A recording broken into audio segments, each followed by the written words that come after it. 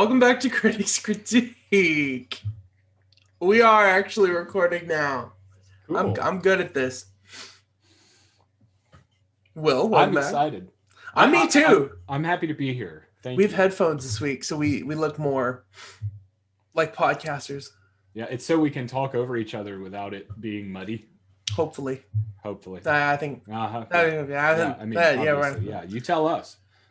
So we teased two topics last week, or however many weeks ago it is when I put this out.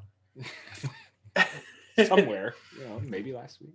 And the first one that we were already having a hard time jumping in the bit at was good old Star Wars Episode 9, who we all obviously thought, oh man, I wonder, if they made Star Wars Episodes 4, 5, 6, then 1, 2, and 3, and then 7, 8, and 9. One of them is going to be called The Rise of Skywalker. It still feels weird in my mouth. What's worse, Rise of Skywalker or Attack of the Clones? Okay, because the movie has nothing to do with an Attack of the Clones, it's more like Defense of the Clones, fortunately. Yeah, Defense thank of God the for the clones. Yeah. Yeah. That one maybe, because in this one the question you just asked me was what Skywalker rose, and I honestly in the middle of the movie was like, wow, actually that's kind of nice that it's like, it's kind of like the Darth Vader thing over again, but that it's going to be the last of the Skywalker bloodline, which Palpatine kind of points out is sort of that uplift of Kylo Ren, who, like, generally favorably, most people agree that his arc is the most solid thing running through the trilogy to hold things together. And I have some complicated emotions about this movie, but what we're here more to discuss is the reaction of the people to this movie, which is hard to break down. So I was sharing some of the stats with Will about Rotten Tomatoes, how it's 50-50 if you like it or not as a critic, which if you remember, critics both loved, like 80s, 90s%, The Force Awakens and The Last Jedi. Right. And then they're 50-50 split on The Rise of Skywalker, which is trying to appeal to both. And then... and then it has a upwards of 80% audience score, which doesn't surprise me personally, because it felt to me like when you hear some people describe why they like it, it's because of some factors in the movie. When you hear some people describe it's because of completely different factors in the movie. Like, oh, it had the energy and the spaceships and the battles or whatever, but then on the flip side, you have people being like, oh, it's like, I love what happened to Rey. Oh, I hate what happened to Rey. I love what happened to Kylo Ren. Oh, the only consistent thing everyone can agree on is Finn was wasted and Poe was wasted and Rose didn't exist. And some people love that and some people hate that. So I guess that's not an agreeing thing, but words. Close enough. Basically, everything is in this movie. Every possible answer is in this movie. I said this since it came out, but was Rey nobody, like they suggested in The Last Jedi? Yeah. Her parents abandoned her on a desert planet. Yeah. Was she also somewhat of an important bloodline? Mm-hmm. Yeah. She was Palpatine's granddaughter. Yeah. Well, is she also a Skywalker since they've been the main characters? Yeah. Yeah. She is. Because she takes up the name and she's the last living one that can call herself a Skywalker at the end. Yeah, she's Skywalker too. So everything? Yeah. Okay. Everything. Well, what about the romances? Do her and Finn, are they a thing? Yeah. Maybe. Because he kind of says that, that he want to tell her something and she kind of wants to reciprocate. We just don't really resolve it. Like, well, what about her and Kylo Ren then? Are they a thing? Yeah. That was the most uncomfortable thing. To me, it was, yeah, too. And apparently, it was just recently a thing where they all knew in the script his death, like him bringing her back and then dying, was always in the script, but the kiss wasn't always in the script. So it flip flopped. But that's the thing is, so they don't end up together and they end up together. And right. She dies and he dies. So everything everyone could possibly want happens, regardless of how the overall emotions click. Mm-hmm. And that was initially why I had sort of a reactionary negative thing for The Rise of Skywalker. And then I went through this whole wave where when I did first watch them all three together, I was kind of like, I like this. This works. But just partially the through line of Kylo Ren. Rey does not work the way I thought she would in the beginning, but I kind of have to set my preconceptions aside and let it be its own thing. And honestly, her wanting to go out and be a part of the larger universe, but feeling restricted by not being able to be part of the larger universe, she feels compelled to want to go on the same journey as Luke Skywalker, but not allowed to. Mm-hmm. And that sort of does make sense on the idea that it's like you want a blood lineage because it's going to be the crappiest one that you could possibly want to have based on your interests. And so there was this really kind of great through thing, but Rise of Skywalker on its own. Did you rewatch it? I did not have the opportunity to rewatch it. I tried to. Instead, you tried. Don't you know Yoda said, do or do not. There is no try. Then I did not. Cool. No, I understand completely. We actually ended up watching. We set out intending to watch all of them with the prequels running in the background while we did other stuff in the morning, and then sitting down and starting with the rest. But we actually ended up watching only the original three. So, we did not actually end up watching it.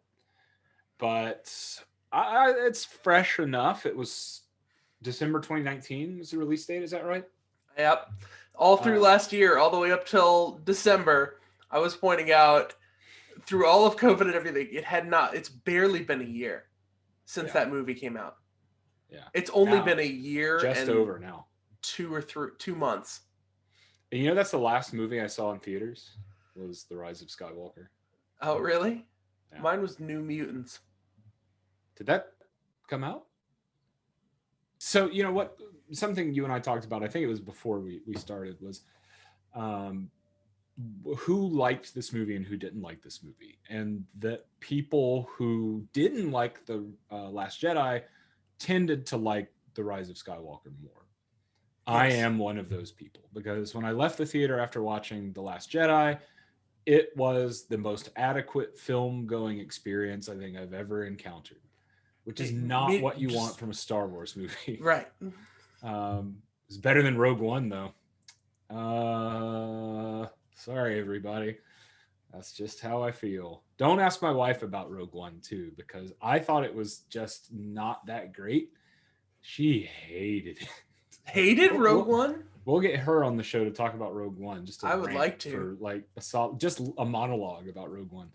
But... yeah, it did seem like Damage Control, the movie. And I'm curious like about that. Mini debate. About Damage Control? Yes. Okay. There's a lot of stuff that people point out in this movie in the critical response as being a reaction to The Last Jedi and trying to correct for it and control it. Mm-hmm. The main things people point to is Luke Skywalker. I was thinking more about like Rose Tico being non-existent, and but see, that's the thing. Them not being able to do something more interesting with their character isn't necessarily like retconning The Last Jedi. It's just kind of no. I'm not talking about retconning. I'm talking about they didn't want another Jar Jar Binks on their hands with Rose Tico, so they put her in the background as much as they could, like they did with Jar Jar Binks. Yeah, that's what I'm saying. You could have had her, instead of introducing a new female character for Finn to have an awkward similar history with. You could have explored the dynamic of Rose wanting to live up to her sister and learning more about her family, and Finn never having a family and coming from this different calculated background. But they just were like, yeah.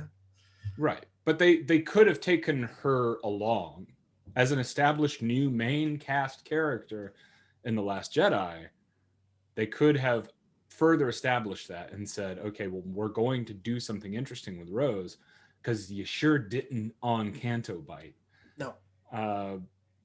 And then they didn't do that. J.J. Abrams was like, yeah, we're not going to do that because the response to Rose was poor. And it's like, well, you could do something different yourself because you didn't control that movie. Well, why don't you just run with it? No, we're axing that. Now, the Luke Skywalker thing, you knew he was going to show up as a Force ghost. I mean, well, they always do. This is my thing. The point about Luke Skywalker is just that everyone calls out that he catches the lightsaber as a reflection of him throwing the lightsaber in The Last Jedi. Okay. And yet it was a popular clip running around before The Last Jedi ever came out that Luke Skywalker was disappointed in The Force Awakens when the lightsaber was flying through the air in the fight between Kylo Ren and Finn and Rey. When Kylo Ren reaches for the lightsaber and it flies through the air and goes past him, he's like, it's me, it's going to be me. I catch it. That's when I show up in the movie. And he didn't catch it. Rey catches it. And he was like, oh, that works. I can't believe I'm not in here till the last page of the script. But and so getting to be the one to catch the lightsaber, I think, is J.J. Abrams' nod towards his hopes for that script. Mm-hmm. And so I actually think it's more of a payoff to Force Awakens, but everyone's too caught up.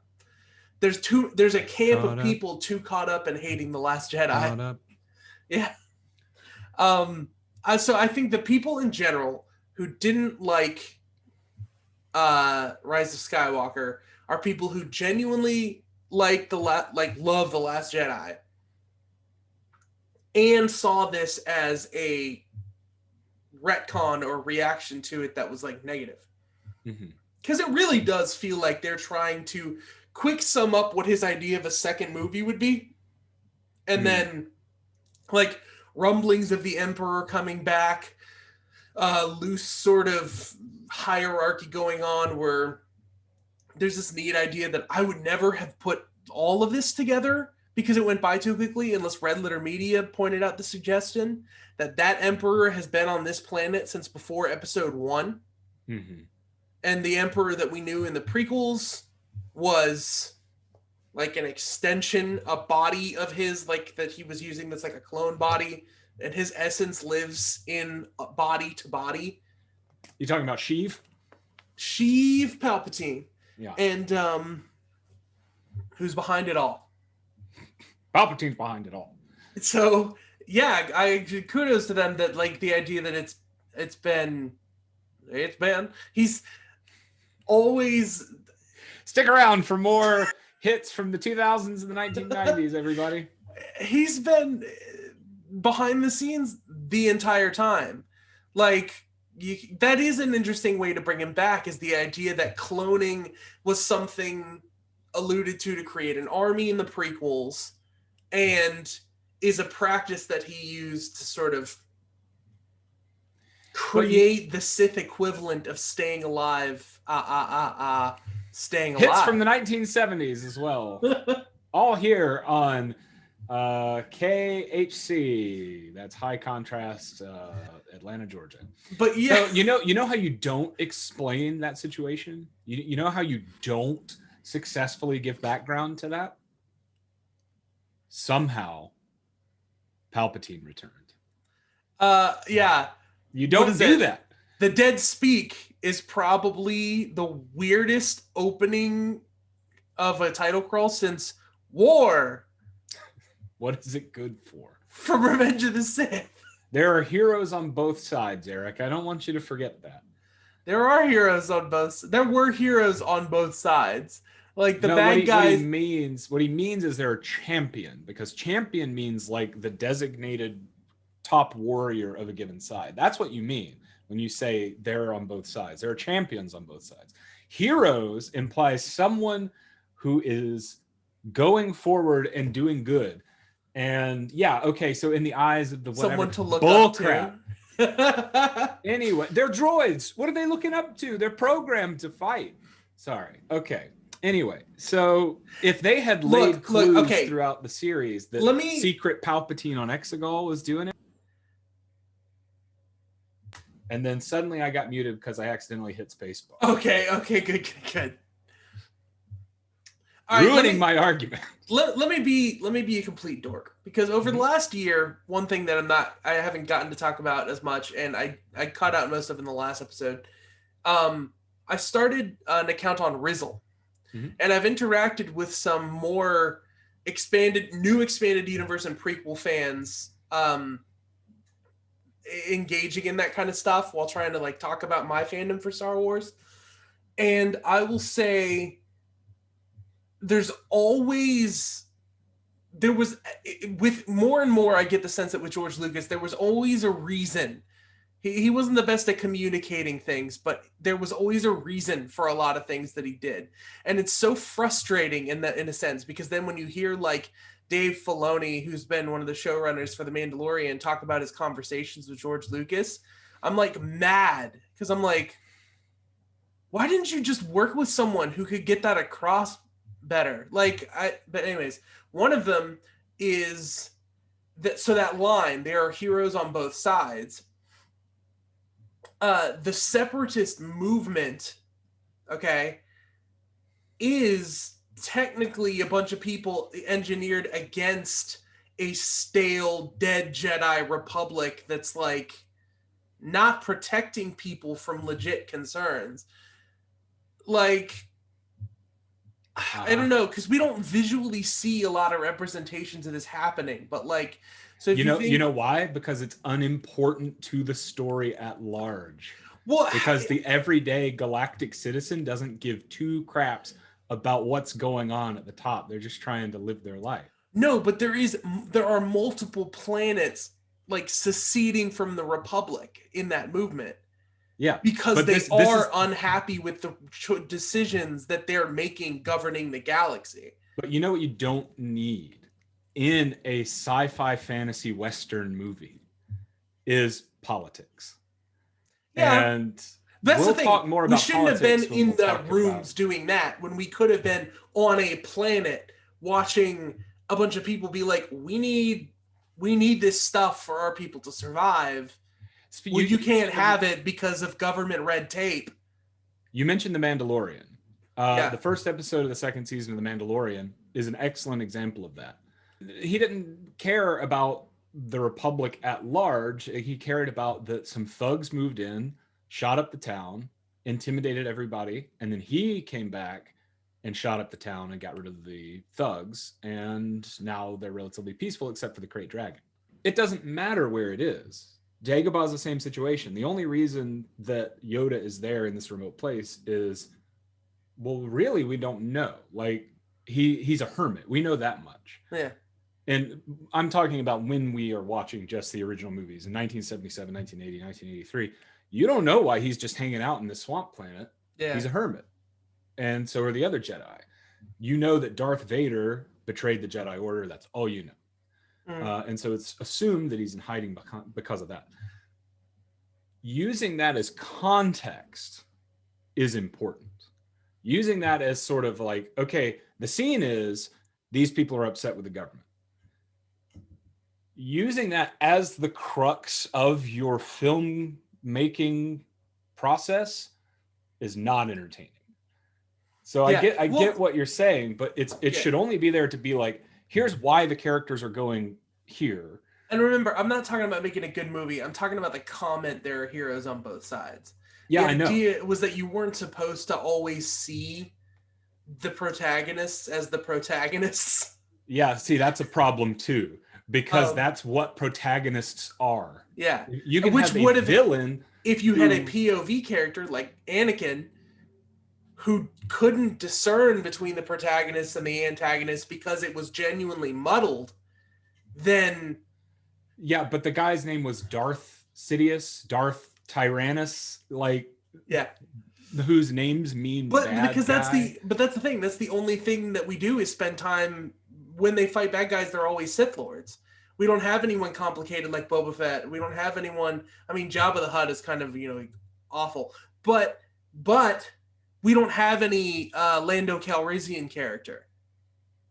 Who is That like, could have like twisted Anakin's gut and made him feel uncomfortable. hey, that's interesting. Yeah. And compelling. Yeah. And not what happened. But I understand where you're coming from. Again, I hold firm that the word they should have used is champion, not Champions. hero. Yeah. Because again, that argument you mentioned sounds a lot like, okay, and that's why they stormed the the Jedi Temple. Yeah. At the end. But this is filmed in February 2021, in case you're wondering. So Rise of Skywalker. Yes. I can you can kind of see the threads of the middle movie that would be there given his intention. It would have been she's training under Luke. Kylo Ren is training under Snoke, but kind of is called. There's some kind of presence of Palpatine. I mean, I'm not saying they would have thought of putting Palpatine in there if they had made their own second movie, but I think Snoke would have just been alive. But that wouldn't have subverted your expectations if J.J. Abrams was doing it. Oh, right. And so you'd have the Sith dagger, and I think the whole concept of the Sith dagger would have been movie 2, with the revelation being that Palpatine is alive in some way. It's Rey. And 3 would have been the resolution of that frustration with her trying to explore what happened to her, why she didn't know about it, and whether or not she's a threat of Palpatine's reincarnation. And that's the thing is the movie. There was a really great breakdown on YouTube of the directing style of this movie, and it reflects exactly what the feeling is in the beginning of the movie, which is whiplash. You mean the effect of whiplash or the movie Whiplash? The effect of whiplash. Okay, gotcha. And sometimes J.K. Simmons screaming obscenities at you. But that was not a joke. I wanted to be sure I was on the same page. Yeah, no, I got you. But the YouTube video that is amazing showed how J.J. Abrams' directing style, frame one shot, okay, everybody's going to move and get to the second shot, okay, everyone's going to move and get to the final shot. Mm-hmm. And the camera keeps doing that. He put in fast motion multiple clips together of the camera hitting a 1, 2, 3 cut, 1, 2, 3 cut, with shots that would normally be broken down or slower paced put into one shot that is continually like moving and keeping up a pace. Like Finn is curious about where Rey is, moves over and looks out a window, and you get a framing through the window outside of Rey going after the ship, and then move back to him and Poe sitting, in like 2/3, like talking to each other, then cut. Like, it's a frenetic pace on purpose to kind of keep things moving along because they have so much to get through. Like, let's explore who Poe is and was for the first time now at the end. Yeah. What's the runtime on The Last Jedi? 2 hours, 22 minutes. The Rise of Skywalker. Rise of Skywalker, yeah. 2 hours, 22 minutes, which is still prequel length, a little bit shorter than The Last Jedi. Oof. Longer than all of the original. That's the weird thing. The originals are all right under or around 2 hours, 10 minutes. Force Awakens, 2 hours, 10 minutes-ish. They really, really went for it. And that's another thing. Slow motion was introduced for the first time in a Star Wars movie in The Last Jedi. When they turn around in The Last Jedi, when they turn around to fight in that scene that everybody loves. In this one, the filmmaking style choices go off the rails from the original sort of classical adventure fade wiping kind of thing. It's it's to the point where it really felt like a J.J. Abrams movie, and it had kind of departed the idea of what stylistically felt like a Star Wars movie to me. But I don't think that that's necessarily a bad thing, because I think at this point I had ejected from like the parts that were clinging me or attaching me to things like supposed to be a certain way. You mean jettisoned? That's Jettisoned. What they say in Star Wars. Yeah. Now, I just wish, I just overall just wish there had been more consistency. And I think that is the biggest general agreement among people who like or dislike the movie, is that you guys should have had a plan from the beginning and stuck to it. Yes. You mean prior to The Force Awakens at all? Which they had 2 plans. They threw out George Lucas's plan, and they had a separate writer create a treatment trilogy, and they scrapped that too, and they let people come up with them one at a time. And why? Yeah. And then you get this, where it's disjointed and messy, and you have to spend a solid quarter of your movie doing a part 2 that never happened at the beginning. But you know what the worst thing is, I think? She stands on the cliff, and I get that the Force is the thing, but there's no equivalent of the Indiana Jones staff where there's a hole to put it in to know where the light's going to come through. She just stands on the side of a cliff and goes, well, that lines up, and assumes that's... Are you using the Force, or are you using the dagger? It's like the Goonies, except for I'm not going to get into that right now. Okay. Well, that's not quite what I had in mind, but... I understand that frustration as well. What I was going to say is the opening scene where they're being chased through that ice block in space iceberg or whatever. That was a ride, and this is the same problem I have. Like, I don't have a lot of problems with Return of the Jedi, but one of them is merchandising, trying to cram as much crap in there that you can make toys out of. Yeah. There's always a commercial edge to this, where it feels like things like the Knights of Ren are just there for toys. Well, yeah, they obviously were, because they never go into any detail about the Knights of Ren. That sounds really cool. And you know what? They should have made this whole thing about Ben Solo. Yeah. If they're going to do all the stuff that they did at the end, which I thought was really cool. Yeah. But it wasn't really earned. The only thing that was earned was it's not even that it wasn't earned. It's just the first time you literally ever see them actually in action. It's like, oh, they all just die, so that's what they are. Yeah, because Ben Solo is a stronger Jedi. As far as we know, no. Right. He defeats them about as easily. He had a harder time in The Last Jedi fighting the guards from Snoke. Well, see, the guards from Snoke are going to be like elite, top level guys. So what are the Knights of Ren? That's the point. It just you completely don't know. Maybe just fanatics, but that you're right. We don't know, and so it's kind of pointless to try and figure it out. Again, though, like, I mean, there's the comics and all that, but yeah. Well, yeah, no, specifically within the context of the movies, like, so yeah, I do feel that a lower critical response or less warm critical response is warranted by and large, just because me too. It's good. To me, it's better than The Last Jedi, I'm sorry to say, but if they hadn't had to spend the first quarter of the movie trying to pretend that it was the second movie, then it would have been a lot better off. Yeah, and that's there are ways I think that they could have, akin to my rant that I went on that I think is also removed from the last episode about. No, I think it's in there about Endgame and how it could have been done without that's in there. How it could have been done without using a multiverse or a time travel plot. I think the rating for Rise of Skywalker is too low from critics and too high from audiences, and then too low from some audiences, because Metacritic is like tearing it apart. I was going to say the Rotten Tomatoes audience score is a little too high. I think it was just kind of the joy of it not being The Last Jedi. And that's it to the top. And also, there's just some people that are just along for the ride. And that's the thing. I can't really fault someone for getting that level of entertainment out of it.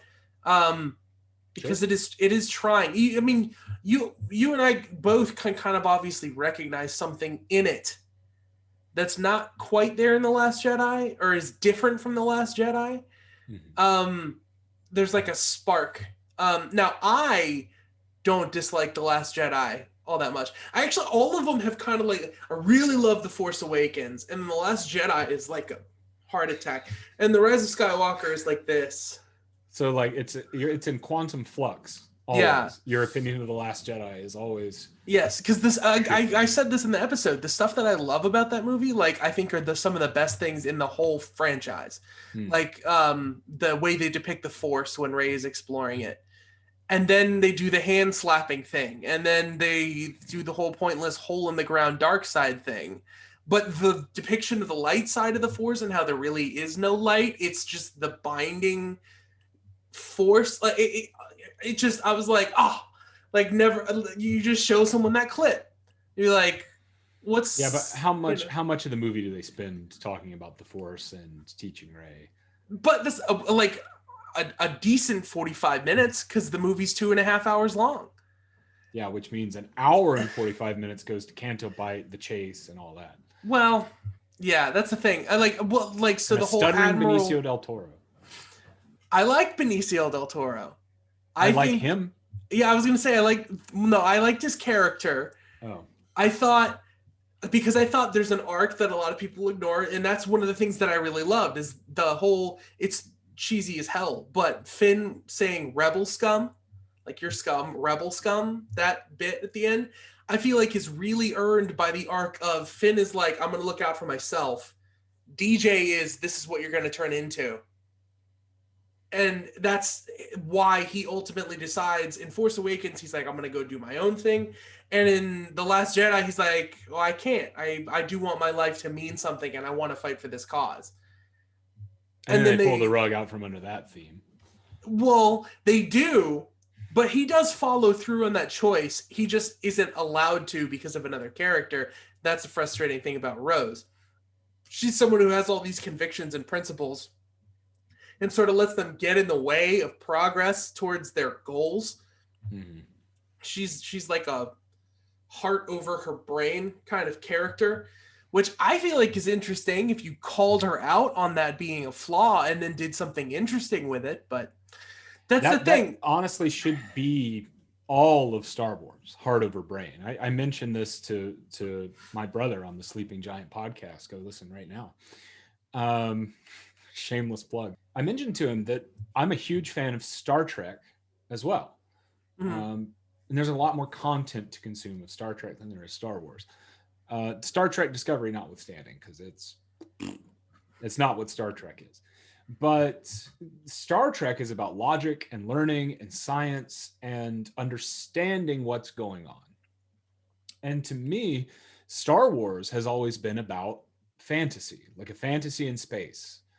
And, there's space wizards. We don't need midichlorians to understand that there are space wizards. Right. We just need to know that there are space wizards. Yeah. And to have, if you establish a character like Rose who embodies that, then go do it. Don't half-ass it. Yeah. Which they did. And then when they saw the response to her in The Last Jedi, J.J. Abrams was like, let's do nothing with her. Yeah, we can't do that. So that was and I didn't even get this is selfish, but I really wanted my Eowyn moment from Lord of the Rings. I am no man, stab in the face. Yeah, there's obviously an Arwen in Finn's life. And so her confessing to him, are we going to address what we were? And him just being like, no, I'm not what you're looking for. I can't give you what you seek. Also, I'm in my 70s. So. Oh, wait, no, that was Lord of the Rings. Twist! Finn is, stormtroopers are engineered to live longer. He's in his 70s. There you go. Yeah. It just nothing. And that's the thing. It's always going to come back to they just didn't plan ahead. And it's interesting to see how hard they suffered from that and how much they're trying to let that work differently now. Because, obviously Marvel has a plan, and obviously they now have 10 to 12 Star Wars series coming out. Yeah. I don't know who's running the larger extended universe to keep things together, but if it's just Jon Favreau and Dave Filoni, they're gonna be overworked. Yeah, like that's a lot. So that's oversaturation. What were we talking about? The Rise of Skywalker? Rise of Skywalker. So basically, the reaction to it was a scattered mess, and I think that's because of the polarized reactions to all the stuff that came before it. Is it because the whole series was a scattered mess? Yeah, I mean, I think so. So I think, like, basically there's huge groups of people who all just like it, and it's because they were spoon-fed as many possible answers as they could to make everyone possible happy. And so the camp that hate it are either the people who are like, stop trying to do everything at once, who clearly had no plan, and the people who are like, this is trying to retcon The Last Jedi, I love The Last Jedi. And that's, so I kind of feel like the people who are rating it highly are rating it too highly. The people who are rating it low are rating it a bit too low. But well, yeah, as you said right at the beginning of this, it's like, oh, well, yes, Rey died. And so those who thought that would be interesting thematically are pleased. Then she was brought back to life, and Ben Solo died. And anybody who thought that might be interesting should be pleased. Mm-hmm. Ugh. Yep. It's just so much. It's all so dense. Every shot just has so much going on. It's bad. That they ended a movie like, as you're right, they were trying to please as many people as they could, and it was just kind of a yeah. And I'm gonna say this because I haven't heard anyone else say this, and this will get me shot, and I'm sorry about that. Coming in. Some of Carrie Fisher's scenes work. Some of them are so transparent, even a year later. Mm-hmm. Particularly the scene that doesn't is there's the scene where it cuts to a guy who is a longtime friend of J.J. Abrams, has been in a lot of his stuff, going all the way back to like Lost and Heroes, and Snap Wexley. Snap Wexley and Rose Tico are standing next to her, and they clearly structured a scene around like 2 lines of dialogue that are clearly from the end of Force Awakens, where she sees like, I need a little bit of calm right now, or like I need everyone to be a little hopeful.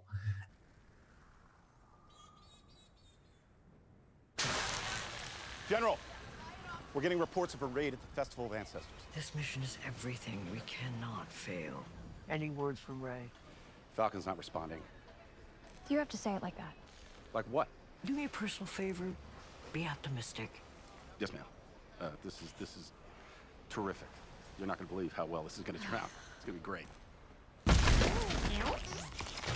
They just put a couple of awkward lines, and it's almost only a minute long, the whole scene of just Snap Wexley, who we never really see or care about again. I think dies in the end, whatever. Yeah, I feel like he does, yeah. And stuffed into that X-Wing. And then Rose stands next to Leia and is like, and then walks off in the background, and it's just like, what was the beat here? Were you just separating 2 scenes to make it feel like time passes? What was this? Yeah. Because I really think that the scenes of her character passing worked really well and hurt like in a really good way. And rest in peace, Carrie Fisher. But I don't think everyone's saying like, oh, it was so great, you can't tell. And it's one of those things where like people say that someone's makeup is so great, you can't tell it's them. And it's like, Yeah, it kind of smacked of Tony Soprano's mom. If you've ever seen that scene. It's not great. That actress died before they could finish. And they were like, well, we could make something work. It didn't. It didn't work. It didn't work. Yeah, Ron Howard would be proud. It didn't. But I love doing that in everyday conversation, by the way. Or like in a Yeah. movie, like they'll say a line like that. Like they'll be like, well, we're gonna go and we're gonna win. They didn't win. You're But, doing a good job of leaning into the microphone for that.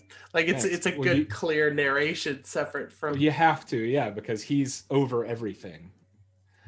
But yeah, so that's the Rise of Skywalker. It was a movie, and the critics sure were right, whatever they said, because it tried to cover so much ground that it's impossible to pin down. And so this is the main, like the big final point I wanted to make about it is it literally became so muddled that this is the first case I remember where the critical response genuinely lost its meaning. Yeah. Yeah. Like I can see that. With The Last Jedi, I was so interested in how polarized it was. People are like 0% or 100%, you know? But with The Rise of Skywalker, it's like... So, you know, here's the problem is let's say that we decide to talk about Citizen Kane. What we're probably going to talk about are things such as not only the story, not only the acting, the cinematography, the lighting, the editing. We can't talk about that stuff because this had millions, hundreds of millions of dollars to its name. And of course they hired the best people in their field, generally speaking, the most palatable people in their field, I should say, to do the lighting, to do the editing, to do the cinematography. So it's hard for us to say, well, it fails on those counts. So really all we can talk about is the story, the characters. The frenetic pacing of the editing is it in general consensus in terms of filmmaking on what people reviewed in this. Mm-hmm. Everyone else is just arguing details about what they think should happen with what characters. Like, there's not so much conversation over who plays who competently. There's some talk about inconsistency in the way that characters play their roles. But the context of the movie, it's been 3 years or so since The Last Jedi. So... Has it been that long? Oh, I don't feel like they did a good job explaining that. Or not, maybe not 3 years, but it's been a significant enough amount of time to separate, like, remove everyone from who they were at the end of the last two movies, which took place back to back. Mm-hmm. It's the kickoff of a journey over 2 full movies, and then fast forward to the end of a journey where a character is finished training to becoming a Jedi. Another one is completely done and resolved over his arc of becoming part of the Resistance, Finn. Poe is a leader who is now just kind of complaining, and they make like impotency jokes about him having a flashlight versus a lightsaber. You know, they don't really do much with the characters. They're very selective. It's Kylo Ren and Rey's movie, and then sometimes it's Poe's movie because let's see his backstory a little bit, and then for a bit it's Finn kind of meeting someone on the Death Star planet, and then they go ride horses on the side of a spaceship together. And then she and Lando have a moment at the end. The Rise of Skywalker got so messy that what people's opinions had almost no weight anymore. And a year later, after what I kind of talked about last time, at the implosion of movie criticism, where everyone is doing everything online increasingly, and so they're more likely to run into us. They're just as likely to run into people who are like no credentials and credibility as they are to run into professional film critics on Rotten Tomatoes or anywhere else, that like everyone's opinion has a similar kind of weight. But this just made it feel like no one's matters at all. But then again, with Star Wars, criticism really has never mattered. Mhm. It's been a subject of discussion, but it's never, until now, because of the reaction to The Last Jedi Solo and Rise of Skywalker, which shaped how they worked on The Mandalorian and all that, it had never previously been like, oh, well, people are saying these movies are bad, so we should change. No, because George Lucas is like completely in control of those. Money. And they make a ton of money. Yeah, that's the thing. So now this Question weird for you. Do you feel like the first Star Wars movie, or even in The Empire Strikes Back, is a masterpiece? You can say yes. I agree, because I do. I think The Empire Strikes Back is a masterpiece. I think Star Wars, there's this thing that's been in the back of my head that's been driving me crazy that I saw in an interview with George Lucas that makes me think of like every movie pre-1980s, pre-late 1980s way differently, which is that you do know the reason why George Lucas keeps editing his movies? Enlighten me. They were designed to be watched in a theater, not at home. You were never going to be able to pick apart these things that everybody gravitates towards as what makes it good. Like everyone says, like the reality, the practicality of it, the little flaws that you can see are the charm of it. But with George Lucas, he was always like, we're making this as cheap as possible, this idea that I have. As long as I have things go by as quickly as possible, people won't notice the seams. And then they watched it over and over and over again, and then home video became a thing, and he couldn't have predicted what was going to happen in the future. And now he's like, I want to polish this up. And everyone get really mad, and he doesn't understand it. He's like, I just want to make it like... it's right. Really funny, that's why that movie, it was revolutionary for pacing, editing, and action movies, and that's part of what makes it such a blockbuster and all that kind of stuff. But it was that way to hide what he felt like were issues and flaws and things like that. So, and it's like, yeah, it's kind of true. If you linger on any one alien character for too long, they're going to feel like a dude in a suit. Right. But if you... Chewbacca never feels that way, though. No. But he has life. He has, like, essence. And they did a lot more work with Chewbacca to make him what he was. I'm kind of specifically thinking, like, the cantina. Yeah. When you float around the cantina, it's darkly lit. Boom, boom, boom. Yep, it's like Wolfman, Buttface. Like, there you go. And you just have enough time to be like, what is that? And like and then it's gone. And that's the way the viewing experience was. But then he didn't expect, there was no precedent except for Jaws, kind of, that anyone would like go back and back and back and back and back and back to the movie. Right. So costs money to go to the movie theater. Yeah. It doesn't cost as much when you pay $20 for a tape, and then you go home and you can watch it as much as you want. Yeah. So what were we talking about before I asked this question? Because I had a point. Oh no, I don't remember what it was. When I asked, do you feel like the original Star Wars? Oh, it's a masterpiece. Yeah. So I was gonna say the first one. My response to do you feel like it's a masterpiece? But I was gonna say the first one, because it's so collaborative. My argument would be whose masterpiece. Mm-hmm. Like, well, yeah, maybe masterpiece isn't the right word, but like but Irving Kershner and the level of control he seemed to have over the vision for that, with it even being a little bit against the will, seemingly, of George Lucas, who was going through a lot at the time, I'd say, yeah, that's a masterpiece. Right, but I don't remember why I asked. I had a reason I was going to follow up and be like, well, if you feel like I was talking about how the critical response was kind of irrelevant. Right. So, words, thoughts, feelings, etc. Gosh, what was I going to say about that? Like 1, 2, and 3 weren't great, but he was like, I don't care. I'm going to keep making them. No, it wasn't like that. It was more along the lines of like, I don't know. You're sending it to me? I'm trying to. Yeah, well, it was a masterpiece. Thanks. I had a point, damn it. And I don't remember what it was now. Probably should have written it down. But I do that though. I steamroll. I'm sorry. No, it's not your fault. Because I started like trying to match the conversation, and then it became like a wait, what? Why did I ask that question? Yeah. So no worries. But yeah.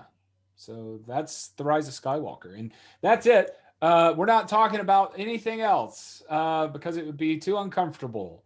Right?